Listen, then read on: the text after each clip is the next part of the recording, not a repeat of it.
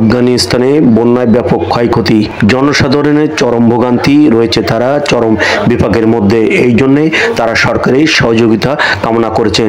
আফগানিস্তানের এলাকাবাসী বলেছেন তাদের সহযোগিতা দরকার, তারা সাহায্য না পেলে হয়তো তাদের ব্যাপক ক্ষতি হয়ে যাবে। এ বিষয়ে আফগানিস্তানের জনসাধারণ নানাবিধ বিষয় অভিযোগ করেছেন। তাদের একমাত্র উপায় এখন আফগান সরকারের সহযোগিতা। খোঁজ নিয়ে জানা যায় বন্যায় প্রায় আফগানিস্তানে 315 জন লোকের মৃত্যু হয়েছে।